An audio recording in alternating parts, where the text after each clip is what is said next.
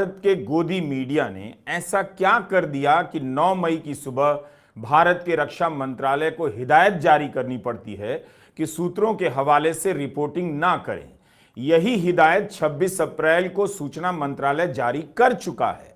लेकिन जिस तरह से 8 मई की शाम गोदी मीडिया ने अनाप शनाप कवरेज किया, 14 दिनों के भीतर अब रक्षा मंत्रालय को वही हिदायत जारी करनी पड़ रही है कि सेना की ब्रीफिंग में जो बताया जा रहा है उसी का इंतजार कीजिए और सूत्रों के आधार पर जानकारी साझा न करें।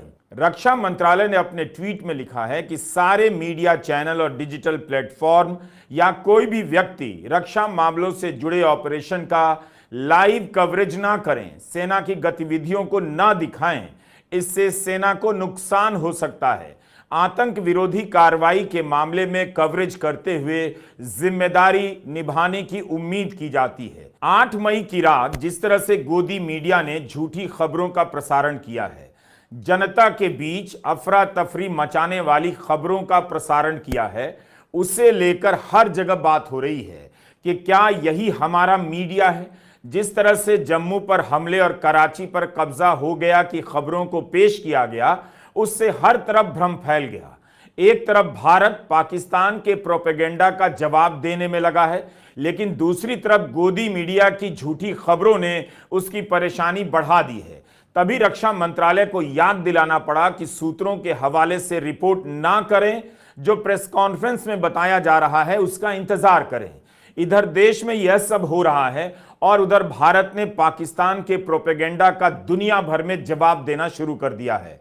भारत के राजदूत विदेशी चैनलों पर जाने लगे हैं और सभी सवालों के जवाब शालीनता और धीरज के साथ दे रहे हैं।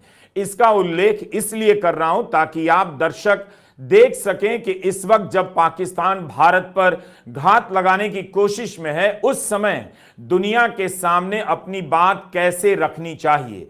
तभी आप समझ पाएंगे कि गोदी चैनलों पर जो झूठ चल रहा है, उन्माद चल रहा है, उससे सूचनाओं को लेकर उनका मजाक उड़ेगा और भारत के राजदूतों को परेशानी हो सकती है।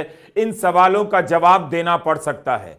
युद्ध के समय समाचार माध्यमों की विश्वसनीयता ऐसे ही संदेह के दायरे में होती है, लेकिन गोदी चैनलों ने सबसे पहले विश्वसनीयता को ही ध्वस्त कर दिया ताकि किसी को संदेह ना रहे कि खबर सच्ची भी है।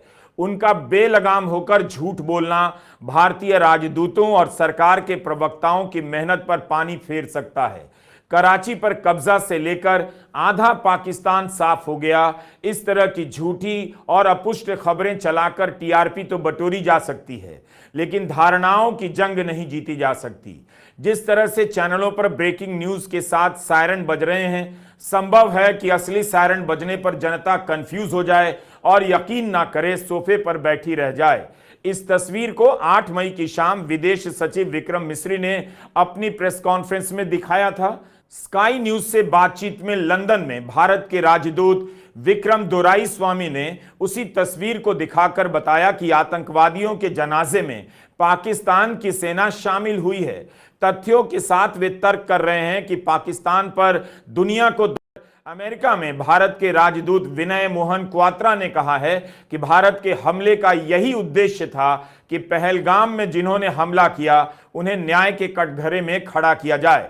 जब पूछा गया कि क्या भारत और पाकिस्तान के बीच युद्ध चल रहा है और क्या यह पाकिस्तानी मुसलमानों और भारतीय हिंदुओं के बीच कोई युद्ध है, तब विनय मोहन क्वात्रा भारत के राजदूत ने साफ साफ कहा कि हमारा युद्ध आतंक के खिलाफ है। भारत का युद्ध आतंकियों और पाकिस्तान का समर्थन प्राप्त आतंकी इंफ्रास्ट्रक्चर के खिलाफ है।